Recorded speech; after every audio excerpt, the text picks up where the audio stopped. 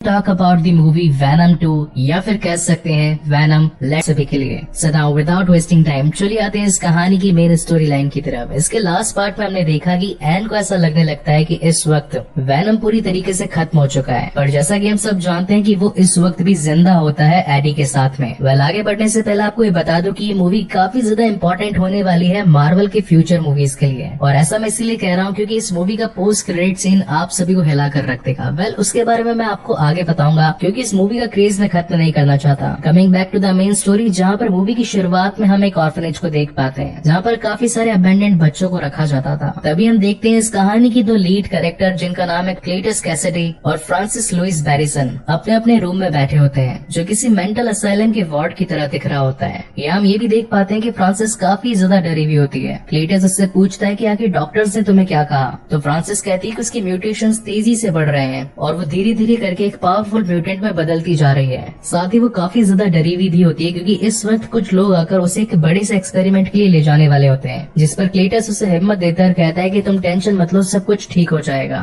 साथ ही क्लेटस ये भी कह सकता है कि वो लोग तुम्हारे ऊपर एक्सपेरिमेंट नहीं कर सकते क्योंकि वो उन लोगों की इकलौती होप है जिसे वो अपने आप से दूर नहीं कर सकते। मगर तभी कुछ लोग आते हैं जो फ्रांसिस को अपने साथ लेकर जाने लगते हैं, जिस पर क्लेटस को बहुत ज्यादा गुस्सा आता है और वो अपना आपा खो बैठता है। जहाँ एक तरफ तो वो लोग पुलिस की गाड़ी के अंदर फ्रांसिस को ले जा रहे होते हैं, वहीं दूसरी तरफ खिड़की के अंदर क्लेटस काफी जोर जोर से हाथ मारने लगता है। वहाँ से कुछ लोग फ्रांसिस को एक सीक्रेट लोकेशन पर लेकर जाने लगते हैं, मगर बीच रास्ते में ही फ्रांसिस अपनी वॉइस की सोनिक पावर की मदद से वहाँ से भागने की कोशिश करती है। इसका मतलब ये था कि उसके पास में एक ऐसी वोकल स्ट्रेंथ पावर थी जिसकी मदद से वो किसी भी कांच या फिर किसी भी भारी भरकम चीज को हिलाकर तोड़ सकती थी। फ्रांसिस की वोकल बीइंग की वजह से वो पूरी वेन पलट जाती है। साथ ही बैठे हुए पुलिस वालों पर भी उसका असर होता है, जिसकी वजह से घबराए हुए पुलिस वाले गलती से फ्रांसिस की आंख में गोली मार देते हैं, जिससे फ्रांसिस गाड़ी के बाहर गिर जाती है और पुलिस वालों को लगने लगता है कि वो मर चुकी है, मगर वो इस वक्त भी जिंदा होती है। इसके बाद में वो सभी मिलकर उसे रेवन क्रॉफ्ट के अंदर लेकर जाते हैं। अगर आपने रेवन क्रॉफ्ट का नाम मेरी स्पाइडरमैन की सीरीज में देखा होगा तो ये वही असाइलम होता है जहाँ पर द अमेजिंग स्पाइडरमैन के एक और विलन इलेक्ट्रो को रखा गया था। यहाँ पर हम देख पाते हैं कि एक डॉक्टर होती है जो कि फ्रांसिस के ऊपर काफी सारे एक्सपेरिमेंट कर रही होती है। बेसिकली होती तो ये भी कमी नहीं है, मगर इसके बारे में हम आगे बात करेंगे। तभी हम देख पाते हैं कि एक वार्ड बॉय आकर फ्रांसिस को एक न्यूज़पेपर देकर जाता है जिसके अंदर ये खबर छुपी होती कि क्या क्लेटस कैसिडी को मौत की सजा दे देनी चाहिए। दरअसल क्लेटस कैसिडी एक बहुत ही बड़ा सीरियल किलर होता है और कुछ खास एविडेंस न होने की वजह से उसकी डेथ सेंटेंस बीच में ही रुकी हुई थी। और यहाँ पर सबसे ट्विस्ट वाली बात तो ये होती है कि ये आर्टिकल एडी ब्रॉक ने ही छापा होता है, जहाँ पर डॉक्टर फ्रांसिस से ये कहती है कि क्लेटस जैसे लोगों को तो मौत की सजा दे देनी चाहिए। जहाँ पर अगले सीन में हम देख पाते हैं डिटेक्टिव पैट्रिक को जो कि एडी के साथ में बात कर रहा होता है, जहाँ पर एडी पैट्रिक को ये कहता है कि मुझे क्लेटस से कोई भी लेना देना नहीं है, जिस पर पैट्रिक कहता है कि वो सिर्फ और सिर्फ तुमसे बात करना चाहता है। तो रिप्लाई में एडी कहता है कि आखिर मुझ में से क्या खास बात है जो वो मुझसे ही बात करना चाहता है। तो पैट्रिक ऐसे कहता है कि जरूर कुछ डेड बॉडी से जुड़ी हुई कुछ खास बातें हैं जो वो तुम्हारे साथ में साझा करना चाहता है, तो जाकर उससे एक बार बात जरूर कर लो। जहाँ पर एक सीन में हम देख पाते हैं कि एडी की बॉडी से वैनम बाहर निकलकर पैट्रिक को खाने ही वाला होता है, मगर तभी एडी उससे रोक लेता है, जिसके बाद में वो दोनों ही एक बाथरूम के अंदर चले जाते हैं, जहाँ पर अंदर बैठकर ये दोनों बातचीत कर रहे होते हैं। लेकिन पास ही मौजूद एक लेडी प्लस पैट्रिक उन दोनों की बातें सुन रहे थे, जिनके अंदर वैनम एडी को ये बोलता है कि हमें सिटी के अंदर जाकर सिटी को प्रोटेक्ट करना चाहिए और यहाँ पर बैठकर हम सिर्फ और सिर्फ बातें कर रहे हैं। जहाँ पर नॉर्मली देखा जाए तो वैनम यहाँ पर एडी की बेइज्जती कर रहा होता है और उसे बॉटम फीडर कहकर चढ़ाने लगता है, जिस पर एडी उससे कहता है कि वैनम तुम्हें मेरी रेस्पेक्ट करनी चाहिए, मैं तुम्हारा होस्ट हूँ, कम से कम मेरी इतनी तो इज्जत रखो। जिसके बाद में वैनम या फिर कहें एडी क्लेटस कैसिडी से मिलने के लिए मान जाता है। और यहाँ पर अगेन हमें वही वाला सीन दिखाया जाता है जो कि वैनम की फर्स्ट मूवी के पोस्ट क्रेडिट सीन में हमने देखा था, जहाँ पर एक जेल के अंदर एडी ब्रॉक क्लेटस कैसिडी से मिलने के लिए आया होता है। जहाँ पहुँचने के बाद अब उन दोनों के बीच में बातचीत होती है तो एडी उससे पूछता है कि आखिर तुम्हें मुझसे क्या चाहिए, आखिर तुमने मुझे यहाँ पर क्यों बुलाया। तो क्लेटस कहता है कि तुम्हें मेरे फैंस के लिए एक न्यूज को प्रिंट करना है, जिसके बदले में वो उसे एक एक्सक्लूसिव इंटरव्यू देगा, जिस इंटरव्यू में वो एडी को अपने सारे राज बताएगा कि आखिर उसने जितने भी कत्ल किए उनके पीछे का राज क्या था। तो एडी उससे पूछता है कि आखिर इस पूरे काम के लिए मैं ही क्यों। जवाब में क्लेटस कहता है कि आई लाइक यू। जिसके बाद के अंदर क्लेटस उसे एक न्यूज प्रिंट करने के लिए कहता है, जिसके अंदर बेसिकली वही बातें लिखी होती है जो फ्रांसिस ने कुछ दिन पहले ही पढ़ी होती है। जिसके वहाँ से एडी निकलने लगता है, मगर तभी वहाँ पर क्लेटस उसे रोक लेता है और उसका ध्यान दीवार पर बनी हुई कुछ आकृतियों पर कर देता है, जिसके अंदर एक कैथेड्रल भी होता है जिसमें कुछ मैसेजेस भी लिखे हुए होते हैं, जिसमें लिखा हुआ होता है to the Stephen was given between the suffering. वहाँ पर कुछ ग्रेव्स यानी कि कुछ कब्र भी बनी हुई होती है, जिसे देखकर वहाँ से एडी निकल जाता है। जाते जाते क्लेटस एडी से कहता है कि मुझे भूल मत जाना। बाहर आते ही पैट्रिक उससे पूछता है कि आखिर अंदर क्लेटस ने तुम्हें क्या बताया, जिस पर एडी उसे कहता है कि अभी तक तो उसने कुछ भी नहीं बताया, मगर मेरी कार्यवाही उस पर जारी है और वैसे भी ऐसी चीजें पता करने में तो थोड़ा टाइम तो लगता ही है। जिसके बाद में वहाँ से एडी अपनी बाइक पर बैठकर निकल जाता है। अब यहाँ पर वैनम घर पर आकर एडी को दीवार पर बने हुए सारे इंसिडेंट्स या फिर गए तो सारे डायग्राम्स को डिकोड करने में मदद करता है और उसे बीच की एक लोकेशन बताता है जहाँ पर क्लेटस ने सारी डेड बॉडीज को छुपा कर रखा था। जिसके बाद में नेक्स्ट डे काफी सारे पुलिस ऑफिसर्स उसी लोकेशन पर पहुँचते हैं जहाँ पर उन्हें काफी सारी डेड बॉडीज मिलती है जिन्हें की क्लेटस ने मारा होता है। जिसके बाद में कई दूसरे सारे रिपोर्टर्स आकर एडी से बातचीत करने लगते हैं और उससे पूछते हैं कि क्या क्लेटस से तुम्हारी दोस्ती हो चुकी है जिस वजह से उसने तुम्हें ये सारे राज बताए कि उसने अपने मारी हुई सारी डेड बॉडीज को कहाँ पर छिपा कर रखा था, क्योंकि उससे अभी तक सिर्फ और सिर्फ तुम ही मिले हो और तुम्हारे मिलने के बाद ही हमें ये सारी इन्फॉर्मेशन मिल पाई है। हालांकि जब ये इंटरव्यू ऑनलाइन टीवी पर आ रहा होता है तो पैट्रिक उसे देखकर काफी ज्यादा गुस्सा होता है क्योंकि इसके बारे में एडी ने उसे नहीं बताया था और डायरेक्ट इतनी बड़ी खबर देखकर तो उसे शॉक लगना ही था, जहाँ पर अब सबूत मिल जाने की वजह से क्लेटस को मौत की सजा भी सुना दी जाती है। बेसिकली अब तो ये खबर हर जगह फैल चुकी होती है। साथ ही फ्रांसिस को भी इस खबर के बारे में पता चल जाता है, जिसे पता चलने के बाद तो फ्रांसिस काफी ज्यादा टूट जाती है, जहाँ पर क्लेटस को भी ये लगने लगता है कि एडी ने उसे धोखा दिया है और इसके लिए वो एडी को दोषी ठहराता है क्योंकि इस खबर के छपने की वजह से रातों रात एडी फेमस हो जाता है। अब आगे वैनम एडी से कहता है कि हम लोग मिलकर दुश्मनों का खात्मा करेंगे। साथ ही वैनम एडी से ये भी कहता है कि वो मुर्गियां खा कर अब थक चुका है और अब वो इंसान को खाने के लिए बेकरार है। जिसके रिप्लाई में एडी कहता है कि हम ऑलरेडी क्लेटस के केस में उलझे हुए हैं, हमें और कोई रिस्क नहीं लेना चाहिए और अगर किसी भी शख्स की मौत हुई या कोई भी शख्स गायब हो गया तो FBI का सीधा शक हम पर ही जाएगा, इसलिए इस वक्त हम कोई भी मुसीबत मोल नहीं ले सकते। बट अगेन उन दोनों के बीच में तू में स्टार्ट हो जाती है, जहाँ पर वैनम एडी को गालियां देने लगता है तो वहाँ पर एडी से कहता है कि प्लीज भी रेस्पेक्ट तो किया करो। जहाँ पर नेक्स्ट सीन में हम देख पाते हैं कि एडी मिलने के लिए मिसेस चैन के पास में जाता है और वहाँ से वो एक पोल्ट्री फार्म जाता है जहाँ पर वैनम आकर सीधा मुर्गियों को खाने लगता है। अब यहाँ से अपनी पेट पूजा कर लेने के बाद में ये दोनों वहाँ से जा ही रहे होते हैं कि तभी रास्ते में एक गुंडा एक औरत को छेड़ रहा होता है और उससे पैसे लेकर वहाँ से भागने की कोशिश करता है, जिसमें एडी वैनम को उस फचड़े में ना पड़ने के लिए बोलता है, मगर वैनम उसकी बात नहीं सुनता और वो उस गुंडे को पकड़कर खाने की कोशिश करता है, जहाँ पर एडी उसे रिक्वेस्ट भी करता है कि प्लीज ऐसा मत करो, जिस पर वैनम उस गुंडे को छोड़ देता है और वहाँ से अब ये दोनों जाने लगते हैं। तभी अचानक एन का कॉल एडी को आता है, वो उसे मिलने के लिए बुलाती है, जिस पर एडी भी उससे मिलने के लिए राजी हो जाता है, जहाँ पर अब इन दोनों की मुलाकात होती है। मगर उस वक्त भी वैनम एडी के साथ में अपने अंतर मन में बातें कर रहा होता है, लेकिन कहीं न कहीं एन को भी ऐसा पता लग ही रहा था कि वो अपने अंतर मन से बात कर रहा है, इसलिए वो उससे पूछती है कि क्या वैनम इस वक्त भी तुम्हारे साथ में, जिस पर एडी कहता है कि नहीं, वैनम तो मर चुका है। यहाँ पर एन एडी को बताती है कि उसकी और डैन की एंगेजमेंट हो चुकी है। ये देख हालांकि एडी थोड़ा सा इमोशनल तो हो ही जाता है, मगर तभी कहानी में ट्विस्ट तब आता है जब एन एडी से कहती है कि हे वैनम कैसे हो, मैं जानती हूँ कि तुम इस वक्त भी एडी के अंदर ही हो, प्लीज एडी का ख्याल रखना। जिसे सुनने के बाद तो एडी थोड़ा सा हक्का बक्का हो जाता है और वहीं से अपनी डुकाटी बाइक पर बैठकर घर के लिए निकल जाता है, जहाँ रास्ते में वैनम उससे कहता है कि तुम्हें इन छोटी छोटी बातों पर दुखी नहीं होना चाहिए, हम बड़े कामों के लिए बने हैं। जिसके रिप्लाई में एडी कहता है कि तुम्हें कभी प्यार नहीं हुआ इसलिए तुम मेरी बातों या फिर फीलिंग्स को नहीं समझ सकते। जहाँ पर सीन शिफ्ट होता है अगले दिन की तरफ, जहाँ पर खुद ही वैनम अपना खाना पका रहा होता है। साथ ही यहाँ पर वैनम एडी को एक तगड़ा नाश्ता करने के लिए कहता है, क्योंकि अगर जब तक एडी नहीं खाएगा तब तक वैनम को भी कुछ नहीं मिलेगा। जिसके बाद में वो देख पाते हैं कि उनके पास में एक लेटर आया होता है। उस लेटर में लिखा होता है कि क्लेटस ये बता रहा होता है एडी को कि तुम्हारी वजह से मुझे मौत की सजा मिली है। साथ ही वो अपनी पुरानी काली करतूतों के बारे में भी उसमें लिखकर बताता है कि अगर वो पैदा न होता तो उसकी ग्रैंड मदर को कौन मारता, साथ ही उसकी मॉम को बाथटब के अंदर कौन ढकेलता। इसका मतलब ये था कि क्लेटस कैसिडी ने खुद अपने परिवार वालों तक को नहीं छोड़ा था। आगे क्लेटस ये भी बताता है कि ये सब कुछ होने के बाद में उसके डैड ने उसे एक ऑर्फनेज में भेज दिया, जहाँ के बच्चे भी उसे मारते थे। फिर उसकी मुलाकात फ्रांसिस से हुई, जो कि एक म्यूटेंट थी जिसके पास में वोकल सोनिक पावर थे, और दोनों के बीच में एक अच्छी दोस्ती हो गई, जहाँ पर अब वो दोनों ही एक दूसरे को पसंद करने लगे थे। आगे लेटर में ये लिखा होता है कि वो बस आखिरी बार एडी से मिलना चाहता है, जिस पर अब एडी भी उससे मिलने के लिए एग्री कर जाता है। वहीं पर नेक्स्ट सीन में हम देख पाते हैं कि एडी उससे मिलने के लिए जेल में जाता है, जहाँ पर क्लेटस उसे बताता है कि वो हमेशा से एक परिवार के लिए तरसता रहा। जिसके रिप्लाई के अंदर एडी कहता है कि हाँ, अपनी ग्रैंड मदर और साथ ही अपनी मॉम को मारकर ये रिश्ता निभाना तो काफी अलग बात है। जहाँ पर क्लेटस उसे ये कहता है कि अगर मुझे मौत की सजा हुई तो मेरी मौत के जिम्मेदार तुम ही होगे, और साथ ही ये भी कहता है कि एडी तुम इंसानियत के नाम पर एक कलंक हो। बेसिकली ये एक चाल होती है जहाँ पर क्लेटस एडी को गुस्सा दिलाने की कोशिश करता है, जिससे कि वैनम को भी धीरे धीरे उस पर गुस्सा आने लगता है और फिर वो एडी के पेट से निकलकर क्लेटस को मारने लगता है। मगर चालाक क्लेटस उसके हाथ को पकड़कर वहीं पर बाइट कर जाता है, मगर उसी वक्त वहाँ का गार्ड आकर इन दोनों को लड़ने से छुड़वा देता है। जिसके बाद में एडी तो वहाँ से निकल जाता है, लेकिन क्लेटस उससे कहता है कि उसने पहले भी खून को चखा है, मगर तुम्हारा ब्लड बिल्कुल अजीब है। साथ ही हम ये भी देख पाते हैं कि क्लेटस ने जब एडी को काटा था तो उसका छोटा सा सिम्बियोट का एक टुकड़ा क्लेटस के पास ही रह जाता है, और अब यही रीजन होता है कार्नेज के जन्म का। जिसके बाद में नेक्स्ट सीन में हम देख पाते हैं कि एडी अपने घर पहुंच जाता है, जहाँ पर वैनम उससे माफी मांग रहा होता है कि उसे ऐसा नहीं नहीं करना चाहिए था। जहाँ पर एडी वैनम से कहता है कि तुम्हें अपने आप पर कंट्रोल होना चाहिए, अगर तुमने कैसिडी को मार दिया होता तो उसकी मौत का इल्जाम सीधा मुझ पर आता, जिसके बाद में काफी बड़ा इशू क्रिएट हो सकता था, जिसके बाद में तो हम इन दोनों के बीच में एक भसड़ हो जाती है और दोनों ही आपस के अंदर एक दूसरे को बुरा भला कहने लगते हैं। कोई कहता है कि मैं तुम्हें झेल रहा हूँ, कोई कहता है कि मैं तुम्हें झेल रहा हूँ, जिसके रिप्लाई में वैनम एडी से कहता है कि तुम पहले एक लूजर हुआ करते थे, तुम्हें आकर मैंने बचाया, एक नई जिम्मेदारी, एक नई पहचान पकड़ाई, और जब से क्लेटस का ये केस तुम्हारे हाथ में आया तुम तो मानो फेमस हो चुके हो। जिसकी वजह से एडी को काफी ज्यादा गुस्सा आता है और वो वैनम को यहाँ से चले जाने के बारे में कहता है, जिसकी वजह से वैनम को भी काफी ज्यादा गुस्सा आ जाता है। वो घर में पूरी तरीके से तोड़ फोड़ मचा देता है और फाइनली एक ऐसा मोमेंट आता है जब वैनम वहाँ से एडी का शरीर छोड़कर निकल जाता है, जहाँ से जाते वक्त वो एडी की बाइक को भी तोड़ देता है। वहीं पर नेक्स्ट सीन में हम देख पाते हैं क्लेटस कैसिडी को, जिसे कि अब डेथ सेंटेंस के अकॉर्डिंग मौत का फरमान सुना दिया गया था और अब उसे इंजेक्शन देकर जान से मारने ही वाले होते हैं, मगर तभी उस इंजेक्शन और बॉडी में हुए रिएक्शन की वजह से उस छोटा सिम्बियोट का टुकड़ा क्लेटस की बॉडी से कनेक्ट कर जाता है और धीरे धीरे एक और नए सिम्बियोट का जन्म होता है, जिसे कि एज ऑलवेज हम जानते हैं दी कार्नेज। जिसके बाद में अब कार्नेज अपने फुल फॉर्म में आ जाता है, जिसे देखकर लोग काफी ज्यादा डर जाते हैं और वहाँ से चिल्लाकर भागने की कोशिश करते हैं। यहाँ पर हम ये भी देख पाते हैं कि कार्नेज साइज में बड़ा, काफी दिखने में भयानक और बहुत ज्यादा शक्तिशाली बन चुका है। जिसके बाद में वहाँ पर कार्नेज जेल के पुलिस वालों को खा जाता है और कैदी को वहाँ से छुड़वा कर निकाल देता है। जहाँ अगले सीन में हम एडी को देख पाते हैं जो कि टीवी देख रहा होता है। वहाँ पर से ये भी पता चलता है कि क्लेटस कैसिडी अभी भी जेल से फरार हो चुका है। ये देख एडी काफी ज्यादा हैरान और परेशान हो जाता है। तभी वहाँ पर एडी से मिलने के लिए पैट्रिक आता है और इस पूरे कांड का जिम्मेदार एडी को ठहराता है। तो उसके जवाब में एडी कहता है कि वैसे भी मुझे इस बारे में कुछ नहीं पता कि आखिर वहाँ से क्लेटस भागा कैसे, तुम इसका जिम्मेदार मुझे नहीं ठहरा सकते। जिसके रिप्लाई में पैट्रिक कहता है कि उसने सिर्फ और सिर्फ तुमसे मुलाकात करी थी, हो सकता है कि उसे वहाँ से रिहा करने में तुम्ही ने कुछ न कुछ तिकड़मबाजी बिठाई हो। वहीं पर अगले सीन में हम देख पाते हैं कि वैनम धीरे धीरे करके बॉडीज को रीचेंज कर रहा होता है, क्योंकि उसे अपने हिसाब की कोई कंपैटिबल बॉडी नहीं मिल पा रही होती है। आगे वो एक लड़की को पजेस्ट कर लेता है और फिर एक पार्टी में चला जाता है, जहाँ पर सभी लोग कॉस्ट्यूम पहने हुए होते हैं, या फिर कह सकते हैं कि एक हैलोवीन पार्टी जैसा माहौल हो चुका होता है, जहाँ पर सभी लोगों को लगता है कि वैनम ने भी खुद का एक कॉस्ट्यूम पहन रखा है और वो काफी ज्यादा बड़ा और स्मार्ट लग रहा है, इसलिए सभी लोग उसकी तारीफ करने लगते हैं। वहीं दूसरी ओर हम कैसिडी को देख पाते हैं जो कि कार चुरा कर भाग रहा होता है। अब जिस तरीके से वैनम एडी से बात किया करता था, उसी तरीके से कार्नेज यहाँ पर कैसिडी से बात करने लगता है, कहता है कि इस दुनिया यानी कि इस अर्थ पर सिर्फ और सिर्फ अभी एक ही सिम्बियोट है जो कि है वैनम, और अगर ये दोनों मिलकर वैनम को खत्म कर देते हैं तो पूरी दुनिया पर सिर्फ और सिर्फ इन्हीं का ही राज होगा। जिस पर कैसिडी कहता है कि सबसे पहले तो उसे अपने पार्टनर यानी कि फ्रांसिस को छुड़वाना होगा, क्योंकि वो उससे काफी ज्यादा प्यार करता है। तो फाइनली इस बात को सुनकर कार्नेज भी उसके साथ एग्री करता है और इसी के साथ इन दोनों की डील हो जाती है। वहीं पर सीन शिफ्ट होता है वैनम की तरफ, जो कि इस पार्टी के अंदर काफी ज्यादा मजे कर रहा होता है, टास्क कर रहा होता है, कॉम्पिटिशन के अंदर जीत भी चुका होता है। हालांकि वहाँ पर वैनम एक स्पीच भी देता है, लेकिन अंदर ही अंदर कहीं न कहीं एडी को मिस भी कर रहा होता है। वहीं दूसरी ओर एडी उस ऑर्फनेज में पहुंचता है जहाँ पर कभी क्लीटस कैसिडी रहा करता था, जहाँ पर उसे दीवार पर CK+FB दिखा मिलता है, जहाँ पर hand to hand Eddie Patrick को कॉल करके कहता है कि वो भी उस ऑर्फनेज में जहाँ पर कभी क्लीटस कैसिडी को रखा गया था। तो यहाँ पर डिटेक्टिव पूछता है कि आखिर FB का मतलब क्या है, तो एडी से बताता है कि FB का मतलब फ्रांसिस बैरिसन है, जिसके जवाब में पैट्रिक उसे बताता है कि फ्रांसिस बैरिसन को अभी हमारे लोग कुछ एक नए एक्सपेरिमेंट के लिए दूर कहीं लेकर जा रहे हैं। हालांकि यहाँ पर पैट्रिक उस इंसिडेंट के बारे में बात कर रहा होता है जिस इंसिडेंट के अंदर पुलिस वालों ने उसके ऊपर गोली चलाई थी। ये बात अभी तक भी पैट्रिक को नहीं पता थी कि इस वक्त भी फ्रांसिस बैरिसन जिंदा है। वहीं दूसरी ओर हम क्लीटस कैसिडी को देखते हैं जो कि एक शॉप में जाकर उसकी ओनर को जान से मार देता है। साथ ही वो वहाँ के कंप्यूटर को हैक करके सीक्रेट लोकेशन रेवनक्रॉफ्ट के बारे में भी पता कर देता है, जिसके बाद में रेवनक्रॉफ्ट में आकर सबसे पहले तो वहाँ के डॉक्टर्स को जान से मारता है और फिर फ्रांसिस से मिलने के लिए आता है, जहाँ पर अब ये दोनों आमने सामने आकर काफी ज्यादा खुश होते हैं। फिर कैसिडी फ्रांसिस की मुलाकात कार्नेज से करवाता है, जिसे देखकर अब ये तीनों ही आपस में खूब खुश हो रहे होते हैं। जिसके बाद में ये तीनों ही वहाँ से कार की मदद से भागने लगते हैं, मगर तब तक इनके पीछे पुलिस भी पड़ चुकी होती है। मगर कार्नेज के सामने कौन टिकने वाला था, और वो कार्नेज बाहर आकर सारी पुलिस की गाड़ियों को उठा उठाकर फेंकने लगता है और सभी पुलिस वालों को जान से मार देता है। वहीं दूसरी ओर वैनम एक और दूसरी बॉडी के अंदर आकर मिसेस चैन की शॉप में आता है और उनसे कुछ खाना और चॉकलेट मांगता है, क्योंकि एडी को छोड़ देने के बाद में वो कई दिनों से भूखा था और वैसे भी वैनम या फिर कई सिम्बियोट को चॉकलेट्स काफी ज्यादा पसंद आती है। जिसके बाद में हम देख पाते हैं कि इस वक्त एडी को पुलिस कस्टडी में ले लिया जाता है, क्योंकि पुलिस वालों को ऐसा लग रहा था कि कल रात को जो हमला हुआ है उसके पीछे एडी का हाथ है, क्योंकि एडी के घर के पास में उन्हें कुछ डेड बॉडीज भी मिली है, जहाँ पर पैट्रिक एडी को सब कुछ सच बताने के लिए कहता है। मगर एडी कहता है कि जब तक मैं एक फोन कॉल नहीं कर देता मैं तब तक तुम्हें कुछ भी नहीं बताऊंगा। जिसके बाद में एडी सीधा कॉल लगाता है एन को और उसकी बातें सुनकर एन डैन के साथ बैठकर सीधा एडी से मिलने के लिए आ जाती है, जहाँ पर एन से मिलने के बाद में एडी बताता है कि शहर के अंदर जो भी हालात हो रहे हैं वो सब कुछ क्लीटस कैसिडी की वजह से हो रहे हैं, क्योंकि अनजानी आकृति जो सब पर हमला हमला कर रही है उसने एक नए सिम्बियोट को जन्म दे दिया है। साथ ही यहाँ पर एडी एन को ये भी बताता है कि वो और वेनम अब साथ में नहीं है और इसी वजह से एडी यहाँ पर एन को रिक्वेस्ट करता है कि वो जाकर वेनम को ढूंढ ले क्योंकि वेनम ही कार्नेज को हरा सकता है। अब वैसे भी एन को तो पता ही था कि मिसेस चैन को वेनम के बारे में सब कुछ पता है, इसलिए वो जाकर सीधा उनसे मिलती है और पूछती है कि क्या आपको वेनम के बारे में कुछ पता है। मगर यहाँ पर प्लॉट ट्विस्ट तो ये होता है कि वेनम तो खुद ही मिसेस चैन की बॉडी के अंदर छुपा हुआ होता है और साथ ही वो एन को ये भी कहता है कि वो इस वक्त एडी से काफी ज्यादा नाराज है। तब वहाँ पर एन वेनम से रिक्वेस्ट करती है कि एडी को उसकी जरूरत है, जाकर उसकी मदद करो। ये सब सुनने के बाद वेनम फाइनली एडी से मिलने के लिए तैयार हो जाता है। आगे हम कहानी के अंदर क्लेटस कैसिडी प्लस फ्रांसिस को देखते हैं जो कि पूरे शहर के अंदर तबाही मचाते हुए घूम रहे होते हैं, जहाँ पर क्लेटस की बॉडी से निकलकर कार्नेज कहता है कि उसका अगला शिकार वेनम है यानी कि एडी। जहाँ पर नेक्स्ट सीन में हम देख पाते हैं कि वेनम या फिर कहें एन मिलने के लिए आए होते हैं एडी से, जिसके बाद में ये तीनों वहाँ से कैसे तैसे करके निकलकर भाग जाते हैं। जहाँ पर रास्ते में आगे जाते वक्त वेनम एडी को उससे माफी मांगने के लिए कहता है, तो फाइनली अब एडी भी वेनम से माफी मांग ही लेता है। अगले सीन में हम देख पाते हैं कि पैट्रिक रास्ते से कहीं जा रहा होता है मगर तभी उसे वहाँ पर रास्ते में क्लेटस दिखता है, जिसके बाद में वो कार से उतरकर सीधा क्लेटस पर शूट कर देता है। मगर तभी उसकी बॉडी से कार्नेज बाहर आता है और वो पैट्रिक को पकड़ लेता है। वहीं दूसरी ओर फ्रांसिस पहुंचती है एडी के घर पर, जहाँ पर उसे एन के लिए रखी हुई रिंग मिलती है और वो उसे लेकर वहाँ से निकल जाती है। मगर वहाँ से निकलने से पहले उसे एन की तस्वीर भी मिलती है, जिसकी मदद से वो सीधा आकर एन को पकड़ लेती है, जिसके बाद में वो उसे एक इन्विटेशन लेटर देती है और कहती है कि हमारी शादी में जरूर आना। जहाँ पर डैन सीधा एडी को कॉल लगाकर कहता है कि कुछ लोग आकर यहाँ से एन को ले जा चुके हैं। वहीं पर नेक्स्ट सीन में हम देख पाते हैं कैथेड्रल को, जहाँ पर ये दोनों ही जने यानी कि फ्रांसिस और क्लेटस दोनों आपस में शादी कर रहे होते हैं। वहाँ पर डिटेक्टिव मलिकन पैट्रिक भी होता है, जिसे उन लोगों ने थोड़ी देर पहले बंदी बनाया होता है। यहाँ एक तरफ तो इन दोनों की शादी हो चुकी होती है, वहीं दूसरी ओर अब वेनम यानी कि एडी भी पहुंच चुका होता है, जिसे वहाँ पर पाकर अब जैसे ही क्लेटस की बॉडी से कार्नेज बाहर आता है तो वेनम एकदम से डर जाता है और वापस से एडी की बॉडी के अंदर घुस जाता है। वेल ये काफी फनी मोमेंट था। तो वहाँ पर एडी वेनम से पूछता है कि आखिर प्रॉब्लम क्या है, तुम बाहर क्यों नहीं आ रहे हो। वेल फ्रेंकली सेइंग इस सीन को देखकर तो मुझे थैनोस और हल्क वाले सीन की याद आ गई, जिसके बाद वेनम उसे कहता है कि ये तो रेड वन है यानी कि दी कार्नेज, ये काफी ज्यादा होशियार, तेज, चालाक और ताकतवर होते हैं। जिसके रिप्लाई में एडी कहता है कि तुम बस बाहर आ जाओ और उसके बदले में तुम जिसे चाहे उसे खा सकते हो, मैं तुम्हें कभी मना नहीं करूंगा। ये सुनकर तो वेनम महाराज पूरी तरीके से फुल पोटेंशियल के साथ बाहर आ जाते हैं और फिर शुरुआत होती है इस मूवी की one of the best fight की, जहाँ पर दो तगड़े महायोद्धा आपस में भिड़ जाते हैं। ये दोनों ही आपस में एक दूसरे को हराने की कोशिश करते हैं प्लस एक दूसरे पर हावी होने की भी पूरी कोशिश करते हैं। जहाँ पर हम देख पाते हैं कि कार्नेज तो वेनम को उठा कर धो रहा होता है। यहाँ पर हालांकि कार्नेज और फ्रांसिस के बीच में बातें भी हो रही होती है, लेकिन हम यहाँ पर देखते हैं कि जो फ्रांसिस है उसके पास में सोनिक बीम पावर होती है, इसलिए वो जोर जोर से चला रही होती है, जिसकी वजह से कार्नेज को थोड़ी बहुत प्रॉब्लम हो रही होती है। क्योंकि हम ये बात जानते हैं कि symbiotes extreme heat plus full potential sound को ज्यादा सहन नहीं कर पाते हैं, जिसका एक नमूना हमने स्पाइडरमैन 3 में देखा था, जहाँ पर स्पाइडरमैन ने वेनम को स्टील के डंडों के बीच में रखकर पेल दिया था। वहीं पर वेनम वाली मूवी के अंदर हमने देखा कि एक्सट्रीम हीट से राइट पूरी तरीके से मारा गया था। तो उसी को ध्यान में रखते हुए डैन यहाँ पर कैरोसिन कार्नेज के ऊपर डालने लगता है। साथ ही वहाँ पर कैथेड्रल में एक बड़ा सा घंटा भी होता है जो कि बजने लगता है। सच कहूँ तो यहाँ पर मुझे इन दोनों ही मूवीज की याद आ गई, या फिर कह सकते हैं कि इस मूवी ने उन दोनों ही सीन्स को कोलैब करने की काफी अच्छी कोशिश करी है। जहाँ पर हम देख पाते हैं कि घंटे की आवाज से दोनों ही सिम्बियोट अपने होस्ट की बॉडी से बाहर आने लगते हैं, लेकिन बाद में जब कैसे तैसे साउंड शांत होता है तो ये वापस से सिम्बियोट्स अपनी होस्ट की बॉडी में आते हैं, जहाँ पर कार्नेज एन को लेकर कैथेड्रल के सीधा टॉप पर पहुंचने लगता है। लेकिन इस वक्त तक वेनम की बॉडी पर काफी ज्यादा पत्थर गिर चुके होते हैं, इसलिए वो वहाँ तक पहुंच नहीं पा रहा होता है। साथ ही वाईडीसी ये भी कहता है कि इस बार की ये जंग हम नहीं जीत सकते हैं, क्योंकि कार्नेज मुझसे काफी ज्यादा ताकतवर है। वहीं दूसरी ओर कार्नेज वहाँ पर फ्रांसिस को भी पकड़ता है और उसका मुंह बंद रखने के लिए कहता है, क्योंकि उसका साउंड कार्नेज को काफी ज्यादा परेशान कर रहा होता है। अब हालांकि यहाँ पर कार्नेज की पकड़ काफी ज्यादा तेज होती है, जिसकी वजह से वहाँ पर फ्रांसिस का दम घुट जाता है और वो वहीं पर गिर जाती है। जिसके बाद में वो सीन देखकर कैसिडी को गुस्सा आता है और वो कार्नेज को अपनी बॉडी से दूर हटने के लिए कहता है। लेकिन अब जैसा कि कार्नेज का पूरा कंट्रोल कैसिडी की बॉडी पर होता है तो वो उसे डिटैच नहीं करने देता। जहाँ पर ये सारा सीन वेनम भी देख रहा होता है और वो एडी से कहता है कि देखो कार्नेज का कंट्रोल कैसिडी पर नहीं है। जहाँ पर एडी वेनम से कहता है कि सिर्फ और सिर्फ हम ही एक परफेक्ट मैच है, हमारे अलावा और कौन सा परफेक्ट मैच हो सकता है। जिसे सुनकर तो वेनम महाराज को और भी ज्यादा जोश आ जाता है और वो फाइनली अब कार्नेज पर धावा बोल देता है। जहाँ पर ये अब दोनों ही काफी ज्यादा ऊंचाई पर पहुंच चुके होते हैं। अब एक तरफ तो यहाँ कार्नेज के हाथ में एन होती है, वहीं पर वेनम के हाथ में एक रॉड होती है जो कि वो सीधा कार्नेज के सर में घुसा देता है, जिसकी वजह से एन सीधा जमीन पर गिरने लगती है। मगर सही वक्त पर आकर वेनम उसे बचा लेता है। लेकिन उस वक्त तक वहाँ पर कार्नेज भी पहुंच चुका होता है और अपने स्पाइक्स को उसके अंदर घुसेड़ रहा होता है। तब यहाँ पर दोनों ही सिम्बियोट आपस में बातें करते हुए कहते हैं कि हम में से दोनों में से एक को तो मरना ही होगा। और साथ ही यहाँ पर मूवी का वो one of the best dialogue भी मारता है Venom, let there be Carnage. लेकिन इस वक्त तक तक यहाँ पर फ्रांसिस भी जाग जाती है तो वैनम फ्रांसिस को सोनिक साउंड निकालने के लिए कहता है, मगर तब तक कार्नेज उसे जोरदार धक्का दे देता है, जिसकी वजह से नीचे गिरते वक्त वहाँ पर फ्रांसिस काफी जोर से चिल्लाती है, जिसकी वजह से सोनिक साउंड की मदद से कैथेड्रल की सारी दीवारें टूटना शुरू कर देती है और साथ ही इतनी बड़ी सोनिक साउंड की मदद से इन दोनों के सिम्बियोट्स भी होस्ट से अलग हो जाते हैं। जिसके बाद में कैथेड्रल का बहुत ही बड़ा घंटा आकर जमीन पर गिरने लगता है, जिसके नीचे पड़ी होती है फ्रांसिस, मगर तब तक वैनम अगेन आकर डैन, एडी, एन और साथ ही फ्रांसिस को बचा लेता है। जहाँ दूसरी तरफ हम देख पाते हैं कि कैसिडी से कार्नेज पूरी तरीके से अलग हो चुका है, जहाँ पर अगेन कार्नेज आकर कैसिडी से मिलने की कोशिश करता है, मगर तब तक वैनम आकर उसे खा जाता है और फिर आकर डायरेक्ट कैसिडी को पकड़ लेता है। जिसके बाद में वैनम कैसिडी को भी जान से मार देता है और उस वक्त तक वहाँ पर पुलिस भी आ चुकी होती है। जिसके बाद में फाइनली ये सारे खतरे टल जाते हैं और अब एक हैप्पी एंडिंग हो जाती है, जहाँ पर एडी डैन को कहता है कि तुम एन को अपने साथ में ले जाओ। लेकिन साथ ही हम ये भी देख पाते हैं कि उस हादसे के अंदर पैट्रिक बच चुका होता है और इसी के साथ ही मूवी खत्म होती है। और अब आती है इसके पोस्ट क्रेडिट सीन की बात, जहाँ पर हम देख पाते हैं कि वैनम और एडी एक किनारे के पास बैठे होते हैं, मगर तभी सीन शिफ्ट हो जाता है एक रूम की तरफ, जहाँ पर एडी के बेड पर सो रहा होता है और वैनम उससे बात करता है कि क्या हम दोनों को एक दूसरे से कुछ राज छिपाने चाहिए, मगर तब एडी कहता है कि हम सभी का एक पास्ट होता है। तब वहाँ पर वैनम कहता है कि मैं तुम्हें कुछ बताना तो चाहता हूँ, लेकिन अगर मैं तुम्हें बताऊंगा तो तुम्हारा दिमाग फट जाएगा, क्योंकि ऐसी काफी सारी बातें जो मैं जानता हूँ और मैं तुम्हें बताना चाहता हूँ, लेकिन ये काफी ज्यादा कॉम्प्लिकेटेड है। तो यहाँ पर एडी को लगता है कि वो अपने सिम्बियोट गॉड यानी कि नॉन के बारे में उसे बताएगा। तभी वहाँ पर टीवी फ्लिकर करने लगता है और आसपास की सारी चीजें मानो बदलने लग जाती है। यहाँ पर एडी को ऐसा लगने लगता है कि ये सब कुछ वैनम कर रहा है, मगर रिप्लाई में वैनम कहता है कि ये सारी चीजें वो खुद नहीं कर रहा। मगर तभी हम देखते हैं कि सामने से एक गोल्डन रोशनी से चमकती है। टीवी पर हम जे जोना जॉनसन यानी कि स्पाइडरमैन के न्यूज़पेपर हेड को देखते हैं और यहाँ पर एक सबसे बड़ा प्लॉट रिवील होता है कि भाई साहब अब वैनम जी स्पाइडरमैन के यूनिवर्स में पहुंच चुके हैं, जहाँ पर हम साफ साफ देख पाते हैं कि ये उस वक्त की झलक होती है जिस वक्त टॉम हॉलैंड यानी कि हमारे एमसीयू वाले स्पाइडरमैन ने जस्ट अभी मिस्टीरियो को हराया होता है। और इसी के साथ हमें पता चलता है कि वैनम भी यहाँ पे एक स्पाइडर वर्स का हिस्सा बन चुका है। इसी तगड़े सस्पेंस के साथ में ये शानदार मूवी यहीं पर खत्म होती है। सो गाइज, आपको ये वीडियो कैसा लगा प्लीज मुझे लाइक और कमेंट करके जरूर बताइएगा, और अगर पहली बार इस चैनल पर आए हैं तो इसे जरूर सब्सक्राइब भी कीजिएगा। इसके बाद में मैं और भी ऐसी इंटरेस्टिंग मूवीज आपके लिए लाता रहूंगा। सो तब तक के लिए keep watching and stay safe and one more time guys, thank you very much for watching this video. मिलते हैं अगले वीडियो में।